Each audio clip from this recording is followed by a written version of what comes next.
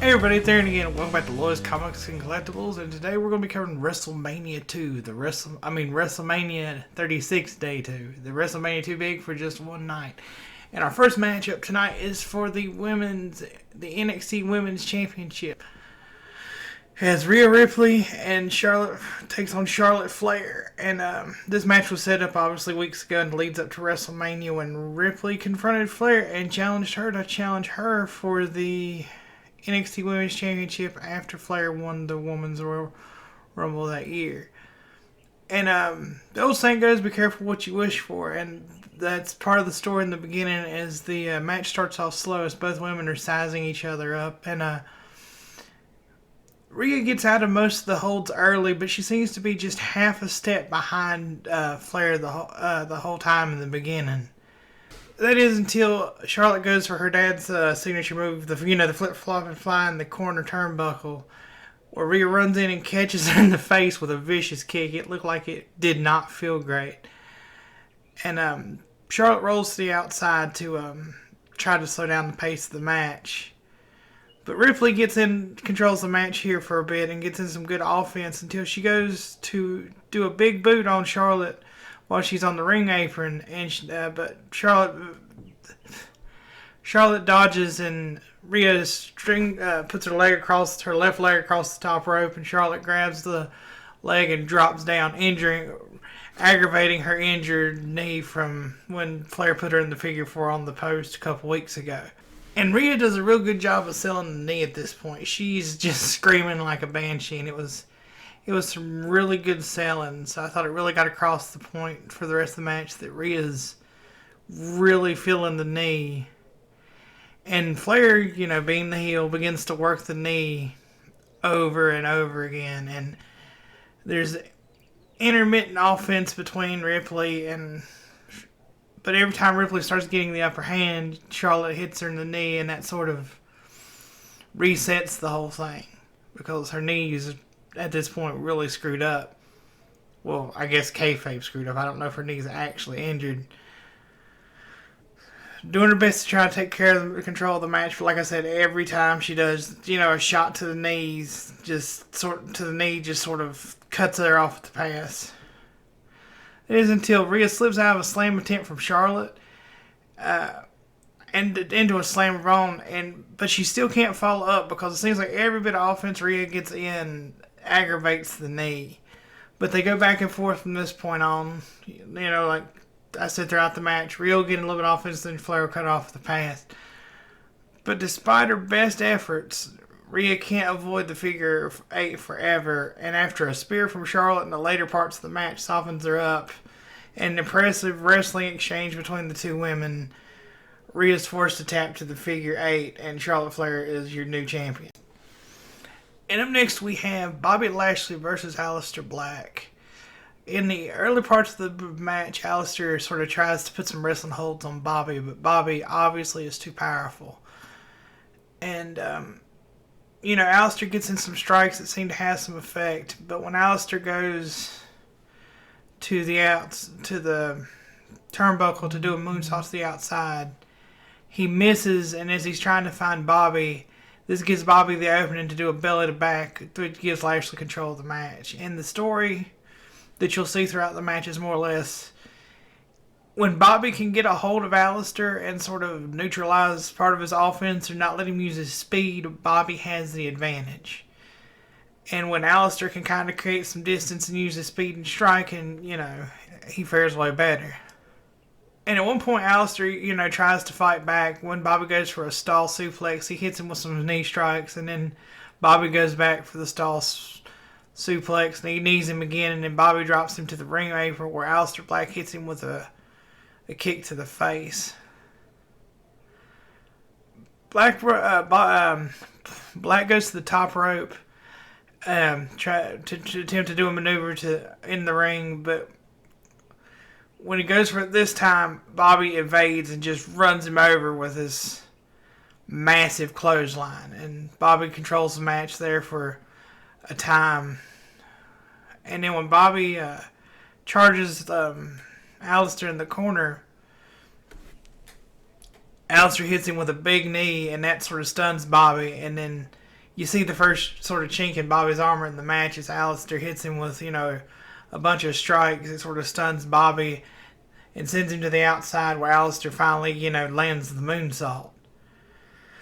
However, after all this offense, Bobby Lashley, for a man his size, has explosive speed, and Bobby explodes out of nowhere with a clothesline that just takes Aleister's head off, and that sets him up for the spear in the corner.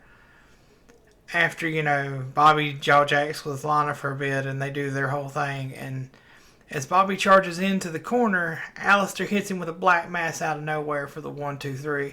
Aleister Black is your winner in this contest. Okay, guys, up next is the grudge match, as we have Dolph Ziggler versus Otis Dozovic. I like calling him Dozer from Heavy Machinery, and this match is set up after months of, or after weeks of Dolph rubbing it in Otis's face that he's dating Mandy. But we find out Friday Night SmackDown. It's not Thursday Night SmackDown anymore. That Sonya had taken Mandy's phone and sent Otis the text that she'd be late, and that's why he wasn't there for the date, and basically ruined her Valentine's Day. So now Otis finally gets to get his hands on Ziggler. So the match starts off. Otis is obviously very upset and pissed off, so he tries to get his hands on Dolph, and he does there in the beginning, but then he tries to squash Dolph in the corner. Dolph evades and gives him a super kick for his troubles. And this leads to the part in the match where Dolph as the heel is grinding down the big man with holds and quick offense. Really playing the heel part in this scenario. Even going after the big man's knees at one point. And this sort of continues until Dolph jumps up. And I don't know if he was going to Hurricane Run him or what the plan was, because the announcer doesn't bother to try to guess the move. But he jumps up. Otis catches him.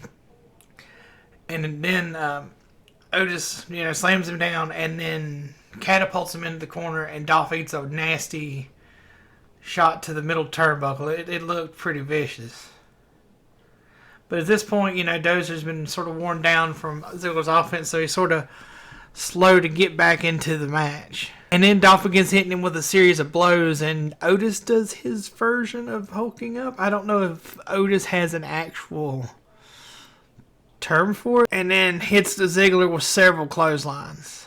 Just running him over in a vicious power slam. I really like the power slam. Power slams look great to me to take advantage of Dolph, for the time being.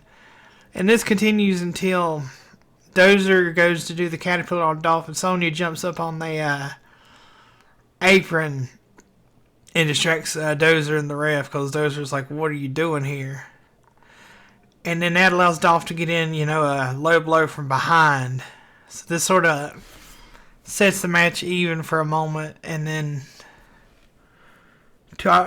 you hear Mandy's music hit. And she comes out, slaps the taste out of Sonya's mouth, and slides in the ring and gives Dolph the old low blow.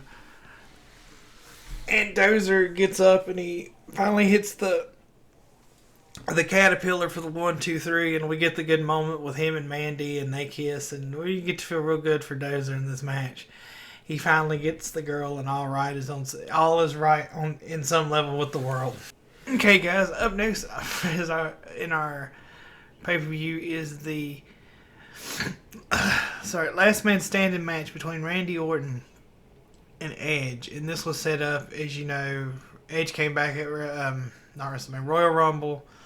And then he turned on Edge, and then when Edge's wife, Beth, came to announce his retirement, Randy RKO's Beth, and so they're here for this last man standing match.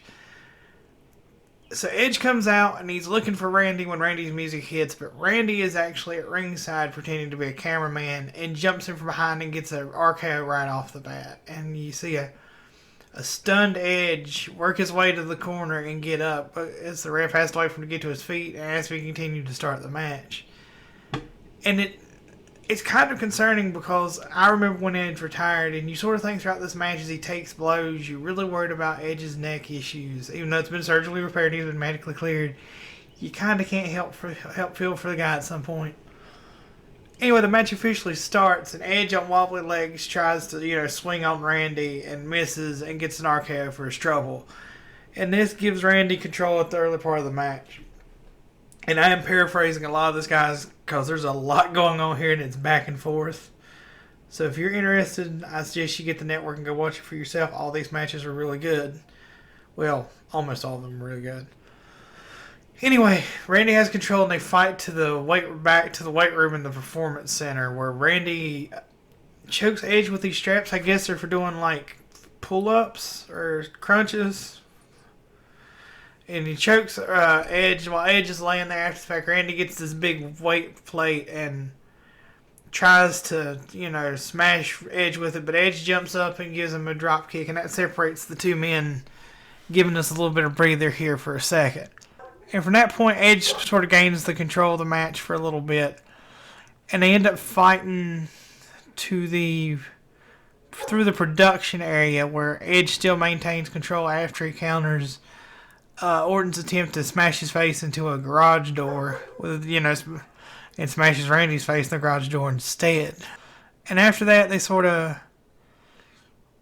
fight back to the main area, to the main ring, where Randy smashes Edge's head into some LED boards off the side, regains control of the match when he throws Edge off of the area where they're standing and he hits the barricade neck first. And Edge barely beats the 10 count. I'm not going to have all the counts in here. There's several times being a last man standing match where you'll get like a 6, a 7, and an 8 count. But you guys will follow if you've seen the last man standing match. And then Randy controls the match until they basically fight their way back. There's a little bit of offense here and there from Edge, but nothing serious. To the meet. I guess they call them the meeting area, the main office, the Performance Center, where Edge hits him with an elbow to the gut and slams his head on this metal table. Edge takes control and then throws him up on the metal table, and there's this decorative fencing above the meeting table. I guess it's just to look cool. I'm not sure. Edge grabs that, flips up, and does a really cool elbow drop on the table. It looks great. It's a really interesting spot. Glad it all held up and the fencing didn't come tumbling down.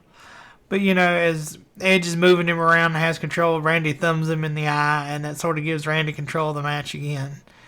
As they move back to the storage room in the back of the Performance Center, Edge gets in a little bit more offense with throwing him into some ladders, but nothing that really seems to matter all that much. And Randy, as I said, more or less controls the match at this point. There's some sporadic back and forth. And, a couple times Edge barely beats the 10 count until they transition to I guess it's still in the storage room back in the back, but it's a camera area. Where Edge gets in some quick blows and throws a camera sandbag at Randy. And this gives him an opening. And then they fight around to the side, and Edge puts Randy up on the table. Oh, hang on, let me back up. There is a good point here where after he sort of gets control for a second, Edge takes a break and he grabs the back of his neck and he's shaking his hand out. And I mean, I hope they're just selling. I hope, again, Edge doesn't have actual neck problems from this. But if you followed his retirement speech, that's how he described it, that he would lose feeling in his hands. So, again, your heart kind of goes out to him because this is very uncomfortable because you're really worried about something happening and then maybe Edge gets crippled for the rest of his life, literally. So he does the ring out, and then they fight to the side, and Edge puts him up on Randy up on a table and climbs up on some, I guess it's scaffolding. I mean, they're in the storage area. I'm going to call it scaffolding. It does a sick elbow drop to Randy that breaks the table. And they lay there and they just sail and sail. But Randy beats Edge back to his feet, even though they both beat the 10 count. And they fight some more as Randy drags Edge around to a truck in the storage area, and he drags him up on the bed of the truck. And this is a truck that's got one of those like bed covers over the back of the truck, and he gives him this draping DDT onto the cover of the truck, and there's more sailing and it's very uncomfortable. But the men get to their feet and they struggle to the top of an NXT production van. And as Randy's getting ready to maybe do the punt, if you remember, Randy did the punt a couple of years ago, which, was supposedly injured people. Edge pops up and hits him with a spear out of nowhere.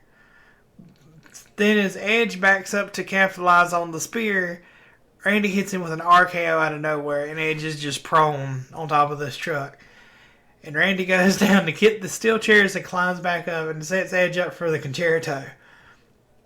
But as he gets ready to do it, Edge pops up with that new submission hold he's doing. I'm not sure what it's called. You'll have to... I think I have a clip that I'll show you, but if not, you'll have to watch the match. But it's a choke hold that... And he chokes Randy out and lays his head on the chair. Edge grabs the chair and hits him with the concerto, and this time Orton doesn't answer the 10 count. And I don't have this in the written review, but I'm going to throw this in. There's this interesting bit right before he hits the concerto where, looking at his face, it almost seems like Edge... It's almost like, damn you, Randy, why are you making me do this? Why did it have to come here? Because as we know through story and actual life, Randy Orton and Edge are friends. And after the concerto, he's glad the match is over. He's got his, his victory. And he touches Randy gently on the side of the face and gets really close to him. And it was kind of touching because it was like maybe second guessing if all of this was worth it. But great match, guys. Really, you should go see it. There's just so much going on in it. It's hard to do a written review and then talk to you guys about it quickly in a video. It was one of the best matches of the night, in my opinion. Up next, we see Mojo running to the ring, chased by a bunch of people because Mojo, after night 1, is your 24/7 champion, and they fight over the barricade to the back, to the side where, excuse me, guys, the nest is the performance center, and while they're all brawling below, Gronk dives up from the nest, hits everybody, and pins Mojo for the 1, 2, 3. So Gronk is your not only the host but your 24/7 champion. Up next, though, after that is the other tag titles are on the line tonight, as the Street Profits take on the team of Garza and Theory. Theory is replacing Andrade due to the fact Andrade had sustained some rib injuries earlier in the week, and I guess is not cleared to be here tonight. So the match starts off with Theory and Dawkins takes early control of the match with some shoulder tackles into a quick, textbook quick tag into Ford, and they both hit Garza. Garza comes in without a tag, and they both drop Garza onto Theory for his efforts being that dirty cheater who cheats. Theory regains control of the match, and as I believe Ford had tagged Dawkins back in. Theory gets the match back on their side after he drops Dawkins to the outside, and while he distracts the ref, Garza does a super kick to Dawkins, giving them control of the match. And then the next bit of the match is Garza and Dawkins really not Garza and Dawkins, but Garza and Theory really grinding down Dawkins for a time. To the point that Garza even does his, famous Super Saiyan transformation and rips off his pants, revealing the short trunks underneath. But after Garza works on Dawkins for a bit, Dawkins, dodges a series of moves and does the famous, diving tag into Ford, and Ford just comes in a house of fire with a series of clotheslines and a standing moonsault that looked really great. Ford is very athletic. Like, it was impressive. He gets some air. And the match breaks down at this point a little bit because the Theory and Dawkins roll to the outside and they're fighting. And then, Ford, being a good teammate, runs and dives to the outside, taking out Dawkins and Theory because, that's the only choice he had. But this is an opening that allows Garza to climb on the rope and hit the Profits with a moonsault of his own, giving them back, control of the match. A kick to the Garza's head from Ford gives both of the Garza and Ford enough time to tag in their fresh partners, and they come in. But Dawkins eats a super kick into a cutter, and as Theory goes to pin him, Ford breaks the pin attempt with a frog splash from the top, and Dawkins rolls over and gets the 1, 2, 3. The Street Profits retain the title. Sorry, guys. Sometimes when you're trying to read through your notes with all the tag-ins, it gets a little confusing. That one was a little rough. But it's a good match, and I'm not telling you everything about this one. You have to go watch it on network. It's got a pretty good spot there at the end. I think fans of the Street Profits will like. Okay, guys. Up next, we have the women's Fatal 5-Way for the SmackDown Women's Championship. And stick with me through this part, guys. I've got my notes pulled up because as confusing as a Fatal 5-Way can be to watch, it's even more confusing to remember everything when you're reading your notes. So this Fatal 5-Way is between Tamina, Lacey, Naomi, Sasha, and Bayley. The match starts out with all the other women in the match because the story about this match first, because you'll see as Tamina's concerned, is everyone's out to beat Tamina. All the women pile on Tamina, and despite their best efforts, Tamina handles her own in the beginning pretty good, even shrugging off all 4 women at a point. And really, like I said, maintain early control of the match and gets in some offense until a chop block, I believe it was from Lacey, allows Sasha and Bayley to hit her with dual drop kicks, and that sort of puts Tamina down and she rolls to the outside. As you'll notice with triple threats and Fatal 5-Ways and 4-Ways, at some point they generally try to eliminate people to make it easier to view. So they're talking at this point, and it sort of sets up a tone in the match that Lacey and Naomi, while they're still in the match, will predominantly work together against Banks and Bayley because, as you remember, they were the first women's tag champions and they're friends. As both sides brawl, Sasha gets the best of Naomi in the corner, but on the other end, Lacey gets the best of Bayley. And then Lacey also gets hold of Sasha. She attempts to whip Sasha into Bayley in the corner, but Bayley sort of pushes her up, which allows Sasha to land on the apron. And as Lacey charges in, Sasha does this cool spot where she jumps back in, grabs Lacey by the head with her feet, and pulls her into the turnbuckle. At this point, as you can imagine, Sasha and Bayley enjoy the advantage on Lacey. You know, really grinding her down, taking advantage of the 2-on-1 situation until they go to hit her with a double team move, and Naomi sort of rolls back in from the corner and catches Lacey with her feet and kicks her up, and so our teams are sort of restored for the moment. And Evans and Naomi work together to take back control of the match. After a failed pin on Lacey from Naomi, because at this point when there's still some treachery because it's every woman from herself, Tamina rejoins the match and cleans house. Like, she clotheslines the 2 ladies and she just starts running over the other ladies for a time. Tamina is not a woman that you want to take lightly.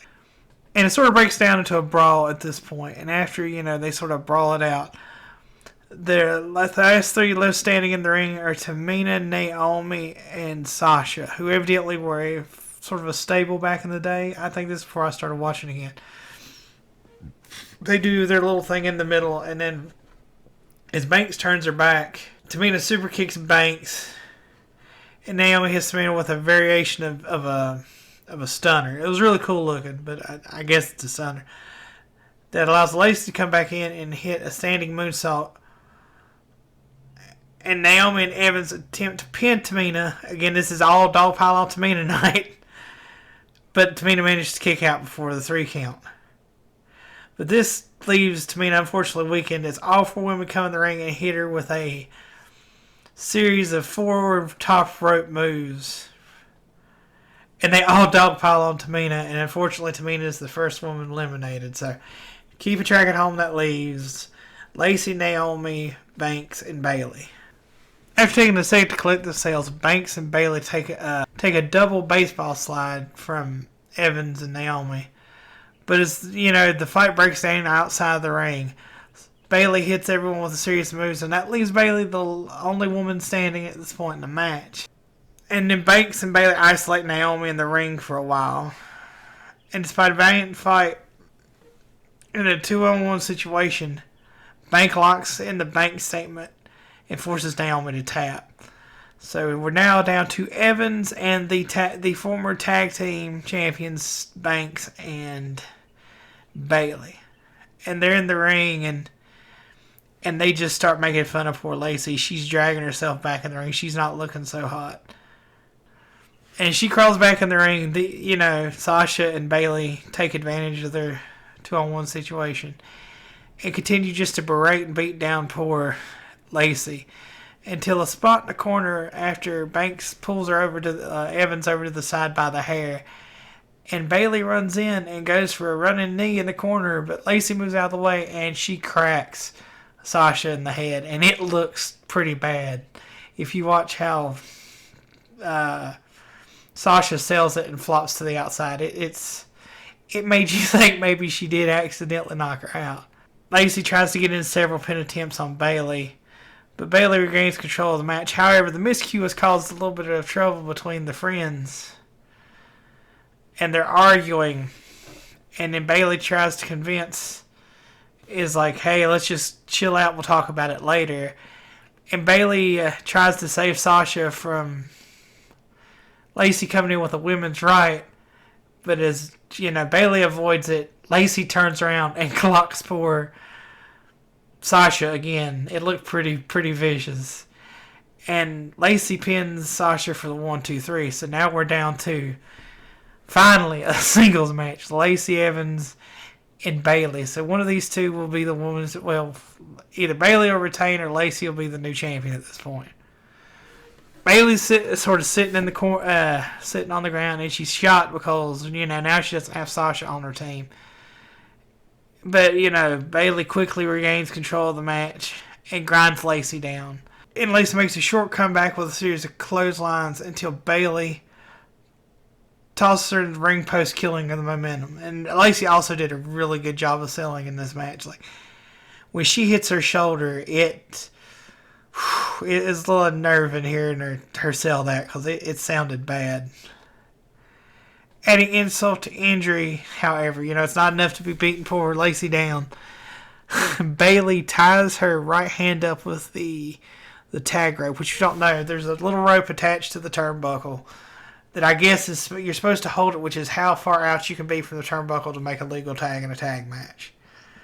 But she just keeps beating her down in the corner as Lacey can't really defend herself.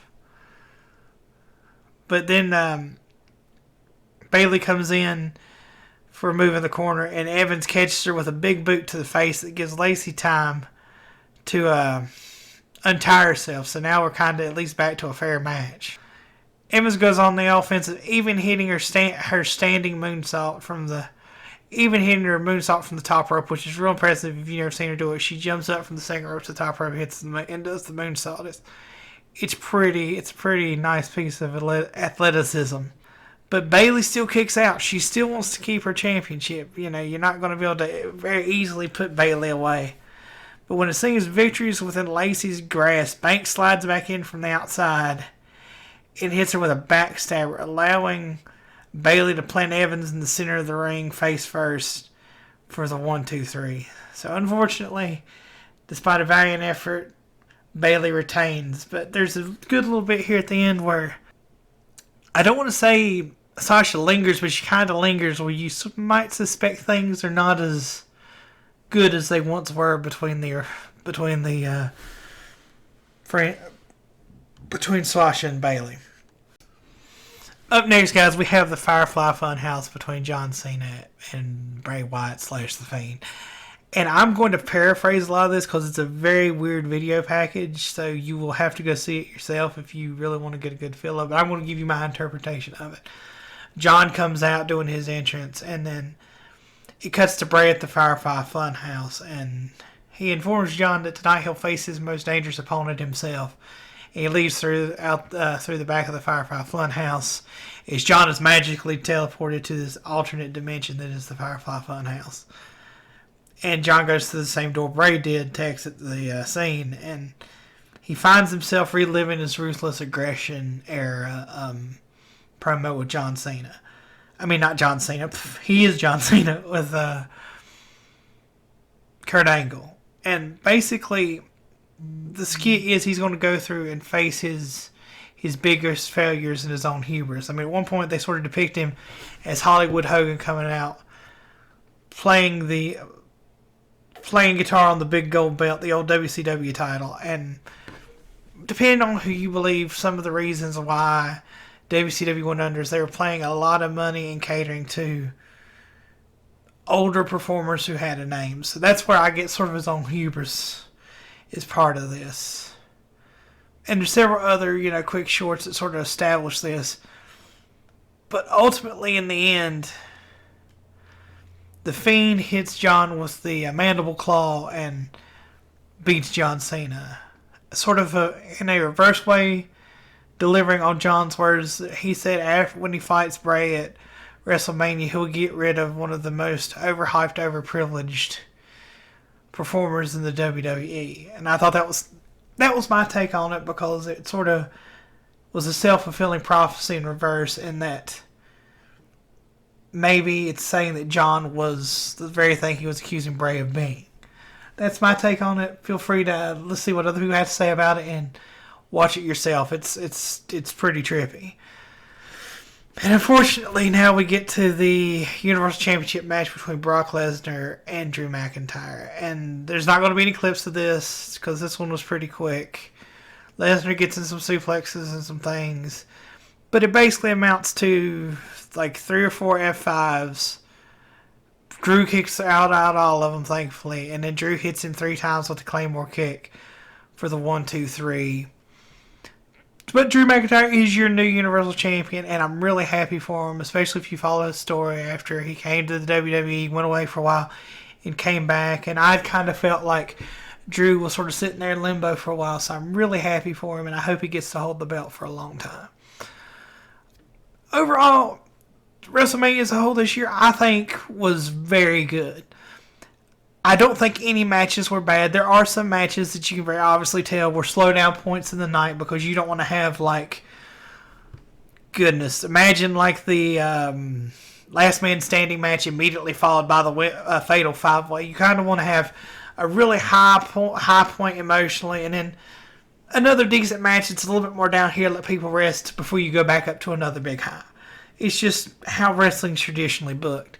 So I think I don't want to call them the low-end matches, but let's say not the super high-point matches that had like a big gimmick and a big story payoff point, did their job and accomplished what they were there to accomplish, and were still good, solid matches. I can nitpick a few things here and there on some of them, but that was the case, and almost all the high-profile matches were really good. The Boneyard match was really good and interesting, even if it was a little different, being shot more like a movie. But hey, no crowd this year. Let's go a little outside the box. Why not? The only 2 letdowns, unfortunately, were both for the biggest belt in the business. The not this point, Goldberg and Braun Strowman matches, which, as I said, in the one for day one. Bill's best matches were never super long matches. But this seemed really short. And some of it might have been, depending on when they knew Roman wasn't going to make it, not a lot of time to rebook a match. But I just felt like they could have done more. And Brock versus Drew was the same thing. Get it in there, get it done.